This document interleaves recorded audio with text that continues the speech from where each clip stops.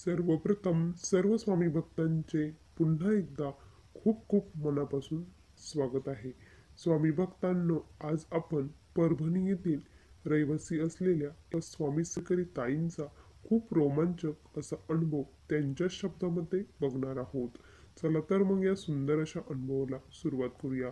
तत्पूर्वी तुम्ही जर आपल्या या चॅनलवरती नवीन असाल तर सबस्क्राईब करायला विसरू नका, कारण असेच रोज स्वामींचे नवीन नवीन अनुभव या चॅनलवरती येत असतात. ताई म्हणतात, सर्वप्रथम सर्वांना श्री स्वामी समर्थ. अनंत कोटी ब्रह्मांड नायक राजाधिराज योगीराज परब्रह्म भगवान श्री स्वामी समर्थ महाराज यांच्या चरणी त्रिवार वंदन. स्वामी भक्तांनो, आज मी माझ्या आयुष्यातील खूप मोठा क्षण, खूप मोठा अनुभव तुमच्यासोबत शेअर करत आहे. ज्या चुका मी केल्या त्या चुका तुम्ही करू नये या हेतूने हा अनुभव आज मी येथे शेअर करत आहे. स्वामी भक्तांनो, मी परभणी येथील रहिवासी आहे. माझे नाव सौ सुषमा देशमुख असे आहे.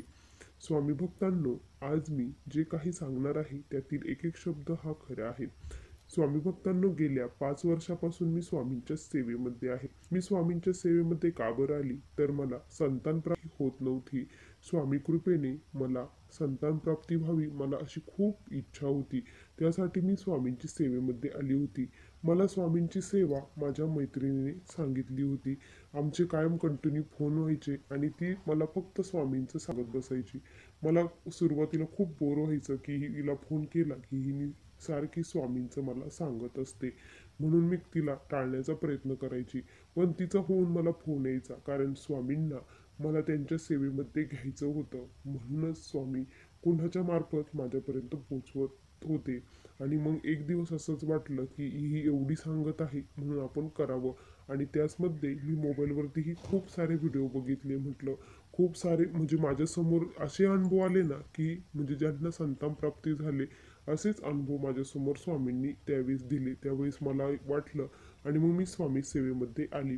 तिनं सांगितल्याप्रमाणे मी तारक मंत्राचं तीर्थ, त्याचबरोबर हे करू लागली, स्वामी चरित्राचे पारायण करू लागली. पण मला काही एक अनुभव येत नव्हता. जवळपास यामध्ये माझे वर्ष गेलं असेल, काहीच अनुभव नाही, कुठलाच अनुभव नाही. त्यामुळे मी खूप कंटाळली होती. म्हटलं सर्वजण खोटं बोलतात, काहीही सांगतात, हे सर्व ढोंग आहे. म्हटलं काहीच अनुभव येत नाही असं मनामध्ये कुठंतरी वाटत होतं.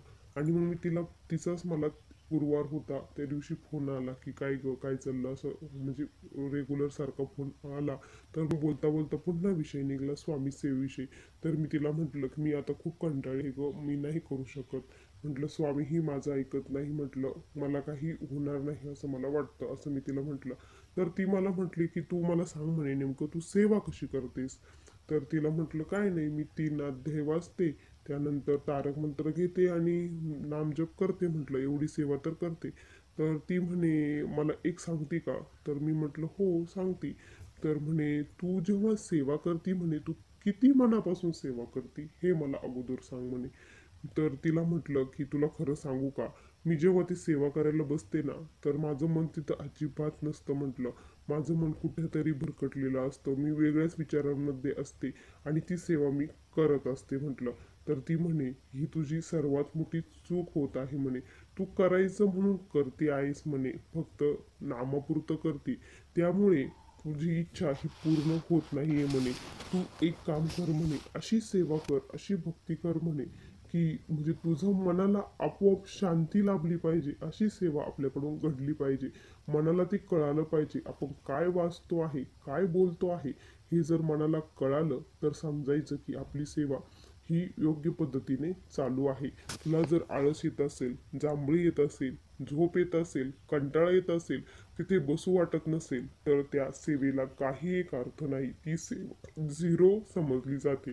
जर तू उत्साहाने, खूप श्रद्धेने, भावाने आणि आत्मविश्वासाने ज्या दिवशी सेवा करशील, त्या दिवशी बघ तुझ्या काय बदल होतात आणि काय काय तुला अनुभव येतात. तूच मला तुझे अनुभव सांगशील, असं ती मला सांगितलं. त्यावेळेस मलाही वाटलं की माझ्याकडनंच चुका होत आहे असं मला वाटलं. आणि मग त्या दिवशी गुरुवारी मी काय केलं, खूप छान स्वामींची मूर्तींचा अभिषेक केला.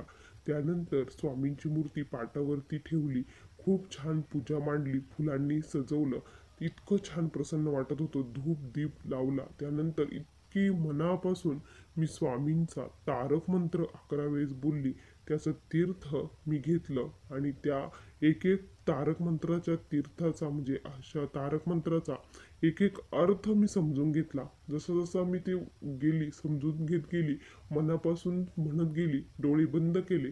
स्वामींना मी माझ्या समोर उभे केलं, बसवलं आणि ते तारक मंत्र मी म्हणू लागली. अक्षरशः त्यावेळेस माझ्या अंगावरती आपोआप शहारे उभे राहत होते आणि डोळ्यातून पाणी गळत होते. आणि मग असंच करता करता मला 21 दिवस झाले ही सेवा मी करू लागली.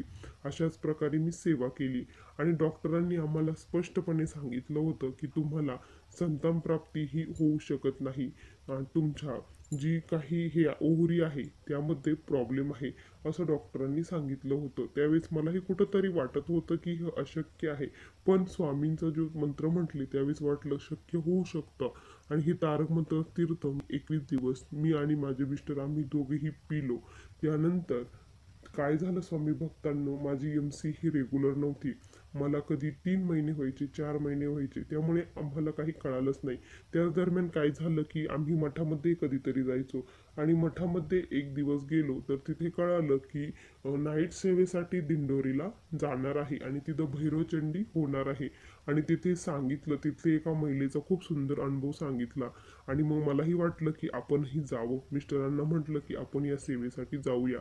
मग आम्ही दोघांनी पैसे भरले आणि आम्ही या भैरवचंडी सेवेसाठी गेलो. म्हणजे देवीचा जो पाठ आहे त्या प्रत्येक उवासला कालभैरव अष्टक म्हणतात आणि त्याला भैरवचंडी असे म्हणतात.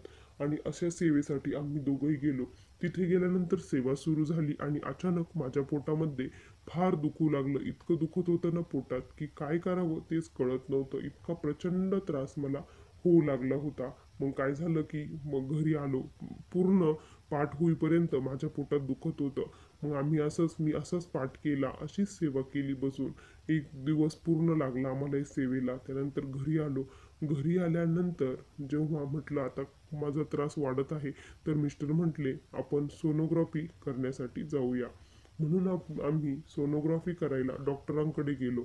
ज्यावेळी डॉक्टरांकडे गेलो, डॉक्टरांनी सोनोग्राफी वगैरे केली तर डॉक्टर म्हटले की तुम्हाला 2 महिने झाले आहेत, तुम्ही 2 महिन्याची प्रेग्नेन्सी आहे. हे ऐकल्यानंतर मला तर म्हणजे धक्काच बसला की हे कसं शक्य आहे म्हणून. नाही, एवढ्या दिवसाचा मी प्रयत्न करतो स्वामी भक्तांनो, खोटं सांगत नाही. आम्ही 12 वर्ष पर्यंत याच्यासाठी वाट बघितली, खूप हे केलं, संघर्ष केला. जे जे लोक सांगायचे की ह्या बाबाकडे जा, हे करा, ते करा, ह्या देवाचं करा, इथे नवस करा, तिथे करा, सर्व करून थकल्यानंतर मी स्वामी सेवा 1 वर्ष केली पण अनुभव आला नाही. पण ज्या दिवशी मी खऱ्या अर्थाने स्वामींच्या सेवेत आले, मनापासून श्रद्धेने विश्वासाने सेवा केली आणि भैरवचंडी सेवेमध्ये गेलो तर तेथील माझे सर्व दोष नाहीसे होऊन त्यानंतर मला ही संतान प्राप्ती झाली आहे. ज्यावेळेस लोक हिनवायचे, विचारायचे की काही आहे का तुला, तर त्यावेळेस खूप वाईट वाटायचं की खरंच देवाने मला काही देऊ, एक मुलगा देऊ किंवा मुलगी देऊ, काही देऊ, पण फक्त देवाने द्यावं एवढीच असंच मला वाटत होतं. आणि खरंच स्वामींनी मला सुंदर अशी महालक्ष्मी आमच्या घरी आली. ही फक्त स्वामींची कृपा आहे. आम्हाला आता काहीही नको. खूप मोठी इच्छा स्वामींनी पूर्ण केली. स्वामी भक्तांनो, मी ज्या चुका केल्या त्या तुम्ही करू नका. ज्याप्रमाणे मी पुन्हा सेवेला लागली त्याप्रमाणे तुम्ही जर सेवा केली तर तुमच्या देखील इच्छा पूर्ण होतील. स्वामी महाराज सर्व काही चांगलं करतील. आपल्यासाठी जे चांगलं आहे तेच स्वामी महाराज करत असतात असे मला वाटते. आज मी खूप खुश आहे. माझी मुलगी देखील खूप सुदृढ आणि खूप हुशार स्वामी कृपेने आहे. स्वामी भक्तांनो, असा मला आलेला हा स्वामींचा दिव्य अनुभव होता. श्री स्वामी समर्थ. बघा स्वामी भक्तांनो, किती सुंदर अनुभव होता. तुम्हाला या ताईंचा अनुभव कसा वाटला नक्की कमेंटमध्ये कळवा. पुन्हा भेटूया अशा सुंदर अनुभवासोबत. तोपर्यंत सर्वांना श्री स्वामी समर्थ. जय जय स्वामी समर्थ. श्री गुरुदेव दत्त.